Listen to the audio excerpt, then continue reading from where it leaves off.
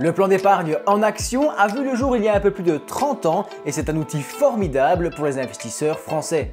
En 2020, on avait plus de 6,5 millions de PEA ouverts et leur encours moyen était de 16 600 €. Aujourd'hui, on doit être un petit peu plus haut, mais bon, ça te donne une idée de là où tu te situes dans la chaîne alimentaire. Le PEA doit surtout son succès à la réduction des taxes après 5 ans de détention. Le taux d'imposition de base sur compte titre est de 30%, divisé en 12,8% d'impôt sur le revenu et 17,2% de prélèvements sociaux.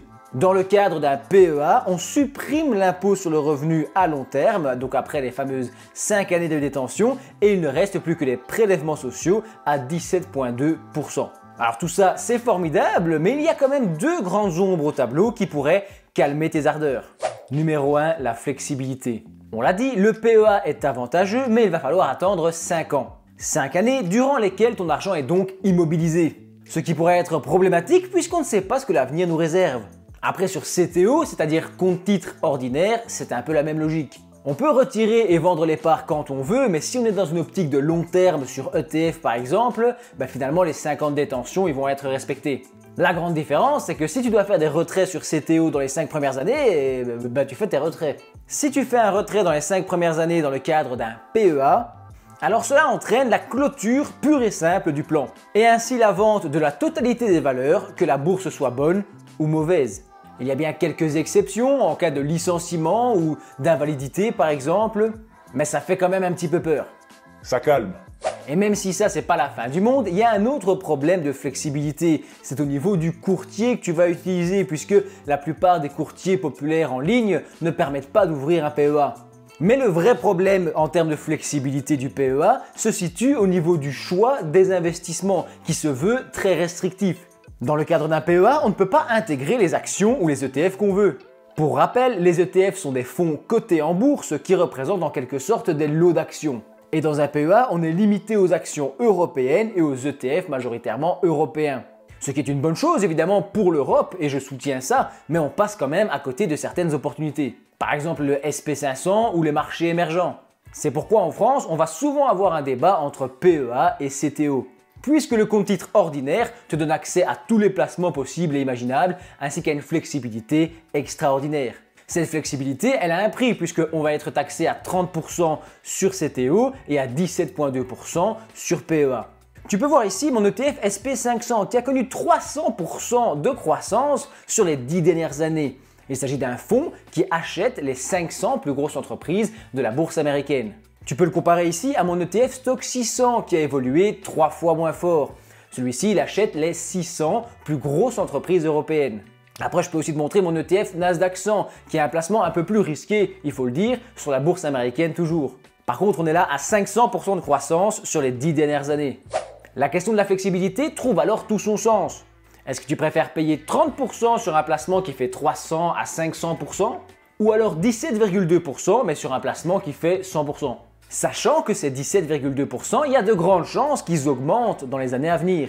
Si tu investis à long terme, et c'est normalement le cas dans un PEA, c'est quelque chose à prendre en compte. Après, je vais t'interrompre si jamais tu es en train d'écrire un commentaire salé. Déjà, tant que tu y es, pense à t'abonner au passage.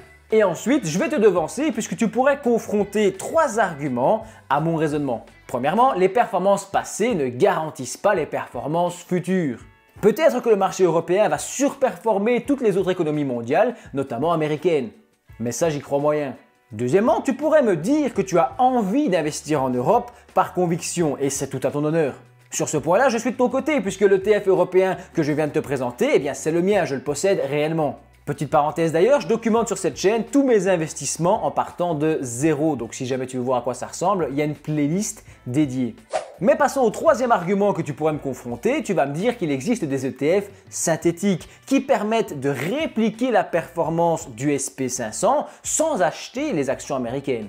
Le problème des ETF synthétiques, c'est que ce sont des produits plus complexes et qui n'achètent du coup pas forcément les actions dont on nous parle, contrairement à un ETF SP500 physique qui lui investit réellement, s'il est en réplication complète, dans les 500 entreprises américaines. Un ETF synthétique, lui, va échanger les actions de l'indice contre d'autres actions afin de redonner la même performance. On dit également qu'un ETF synthétique réalise un swap avec une banque d'investissement, par exemple une contrepartie, qui possède, elle, réellement les titres. C'est bien cet autre acteur financier qui détient physiquement les titres et qui s'engage à fournir la performance à l'ETF synthétique. Et c'est très utile dans le cadre d'un PEA puisqu'on va contourner la législation qui impose des placements européens. Par contre, je répète que les ETF synthétiques sont des produits assez complexes et que c'est parfois difficile de savoir exactement ce qu'il y a dedans. Ce manque de clarté est un frein et on peut se demander ce qui arrive en cas de faillite de l'émetteur de l'ETF ou faillite de la contrepartie par exemple. Dans le cas d'un ETF physique, sur le SP500 par exemple, tu es indirectement propriétaire des actions. Donc en théorie, si jamais l'émetteur de l'ETF fait faillite, eh bien il doit te remettre les titres que tu es censé posséder. Pour les ETF synthétiques, c'est une autre paire de manches.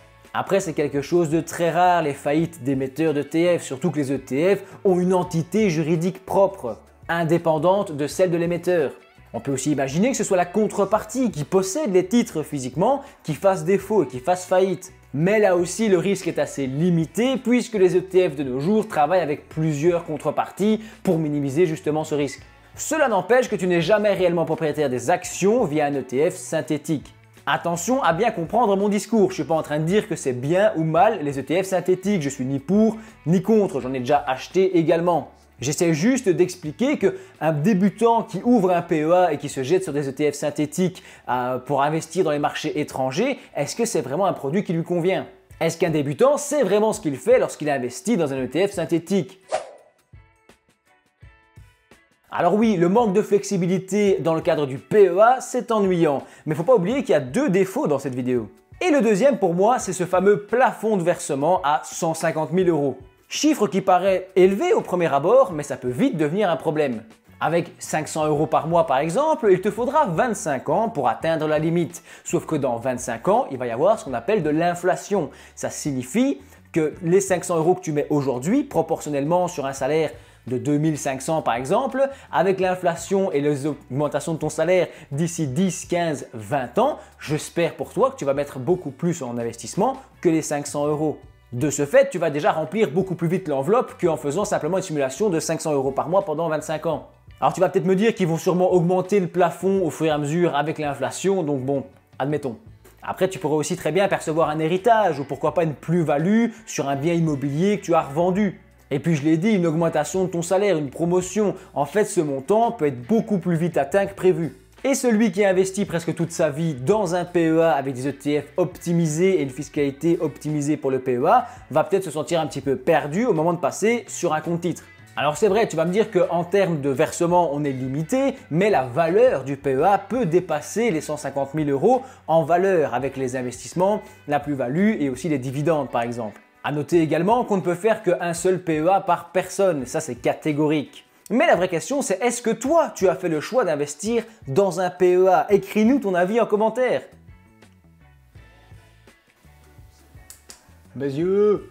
J'ai d'ailleurs peut-être été un petit peu sévère et en vérité je n'ai rien contre le PEA, même si tu as sans doute compris que moi j'étais pro CTO. C'est pour ça que j'attends tes meilleurs arguments et si jamais tu veux voir comment ça se passe sur un compte CTO, un compte titre ordinaire, eh bien je documente mes investissements dans une playlist qui s'affiche à l'écran. C'est toute une aventure, alors si tu veux en faire partie, pense à t'abonner et d'ici là je te dis merci d'avoir regardé ma vidéo jusqu'au bout.